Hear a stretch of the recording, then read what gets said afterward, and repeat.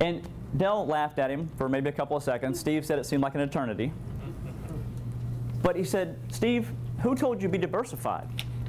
Steve said, "Well, growing up my entire lives, my parents always taught me that you never put all your eggs in what? One basket." Right. Then Dell said, "Well, Steve, are your parents currently, or have they ever even been in, the financial situation you someday hope to be in?" Steve said he had to answer no. He said, "But hang on a second, Dell. Even when I went to high school, I took college prep economics in high school, my high school teacher would come in and say the exact same thing. Never put all your eggs in one basket. You've got to be diversified." So Dell very politely asked Steve again, "Steve, is your high school teacher currently, or has he ever been in, the financial situation you someday want to be in?" He said he got embarrassed because, again, he knew the answer was no. He decided, okay, I'll shut up. But he said, if I continued to argue my point with Dell, I would have had to admit to him that even when I went to college, my college economics professor would say the same thing. But he would come in and he would complain about his car note, his house note, complain about his pay, and then he'd do what? He'd teach 150 students about economics. Steve became painfully aware at that point that all the referral past experiences, all the advice he had gotten as they pertained to money and investing, had come from people that were unqualified to even give him advice on the topic. So I want you, again, I'm gonna ask you to go out there and start getting advice from the right people in any of these arenas in your life, not just money. All right. Now, why write down your goals?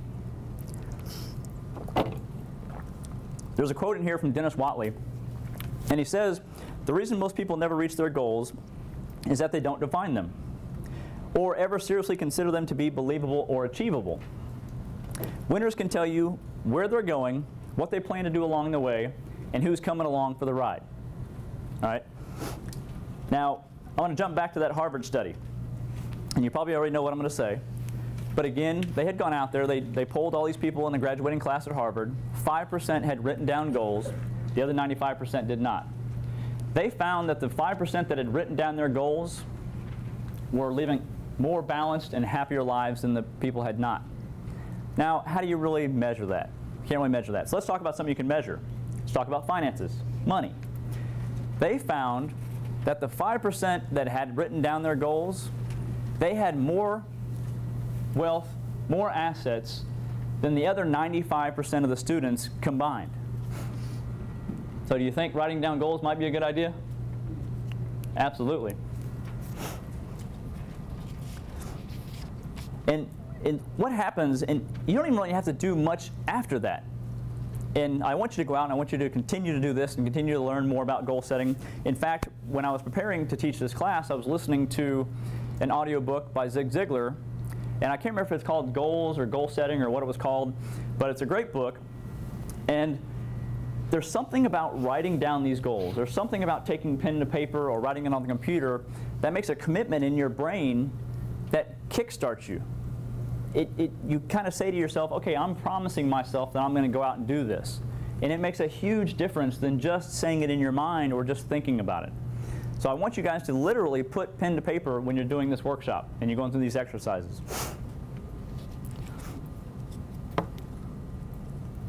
Now, they say here that the people that go out and actually write down the goals are going to be 20 times more likely or more successful than people did not.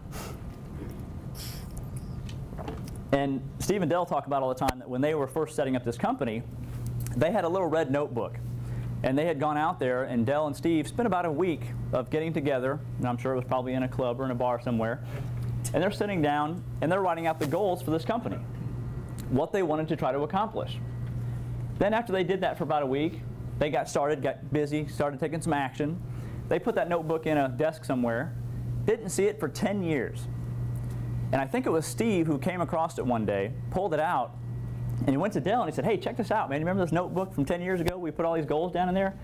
When they looked through that, they realized they had either met or surpassed all of their goals from 10 years ago, even though they didn't really go back and revisit it. They didn't go back and look at that notebook. They didn't put it up on their bathroom mirror every morning. But just the act of going in there and deciding what they wanted to do and promising themselves and each other that they were going to do it helped catapult them towards their goals. Now, many of you are going to want to go out there, and you're going to want to put these on your bathroom mirror.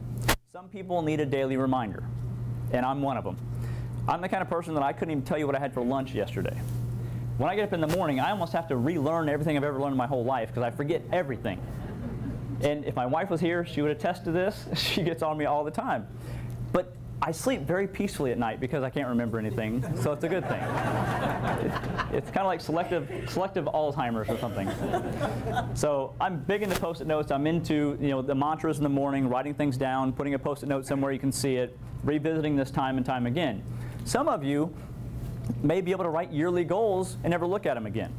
Some of you may want to revisit these every single month, and again, some of you may want to do it every single day. All right? Now, why don't people normally do this? If it's such a simple thing to do, if just the act of doing this is going to make me more successful, why don't more people do it? There's several reasons, and I'm going to pull from Zig Ziglar on this one. He says there's 4 reasons that he thinks people don't write down goals. First off is they're not sold on the idea that you need to do this. They don't think it's really going to help them. It's not going to be effective, so why do it? The second thing he talks about is that, and this is not written in your notes, I'm sorry, this is from my book that I was listening to. The second reason, he says, is that they don't know how. They don't know how to specify this. They don't know how to write them out. They don't know how to structure the goals. And hopefully tonight, after this, you're going to know how to do that, and you're going to go home and do that. The third thing, as he says, is fear. And I think I'm going to throw ego into this as well. There's a certain bit of fear in committing to doing something. What if I go out there and I write this down and I say I'm going to do it, but then I don't do it? And what if I have told people that I was going to do it, and then I don't go out and do it? Not only am I going to be down on myself, disappointed in myself, I'm going to be embarrassed. It's going to be a shot to my ego because I told these people I was going to do it, and then I didn't do it. I don't want to be a liar. I don't want to be somebody who didn't keep their promises. So there's fear there. People are afraid to do this. Next thing is self-image. There are people out there that don't think they deserve these things out of life. They're afraid to write these things down because they think, why would I ever make this happen? There's people out there that are smarter than me. There's people that are better looking than me. There's people that are more educated than me. Who am I to think that I can have these things in my life when maybe these other people don't? I see people all the time that are smarter than me, that are better looking than me a couple times. People that are more educated, but they're in miserable relationships. They're not successful. They have horrible health. Why aren't they? If I had all the advantages these other people have over me, I would be doing great. And a lot of people don't believe that. A lot of people don't believe, and maybe it's the advantages in people's lives that keep them from not trying. Maybe they just have it too easy, and they're not like the rest of us that have to go out there and try at this. I don't know. But it's always been kind of interesting. Now, control. Are you really in control of your life? I would suggest that you are. And if you're not, we're going to talk about how to get control back in your life. I talked about it a little bit already, and it's basically stop watching TV, basically. Stop listening to the radio, except for our show, because you're being programmed. These people are setting your goals for you. They are making you go out and do things that they want you to do. And you've got to take that control back. And there's an exercise in here on page 9, and there's a grid. And what you're going to do is you're going to write down 5 different events that you've had in your life. 5 things that you've achieved. Maybe it's you had a child, maybe you went out and you earned a degree, maybe you started a business, whatever it is. You're going to write down at least those 5 things. On the right-hand side, you're going to check off the box that shows the percentage of control you think you had over making those things happen. And then you're going to tally it all up, you're going to divide it by 5, and you're going to come up with a percentage of how much control you had over your life, basically. And you're going to find that on average, most of you will be around 80%. That's the average. They've done this study many, many times. People come out to be about 80%. Even if your score is as low as 51%, you're still in control of your life.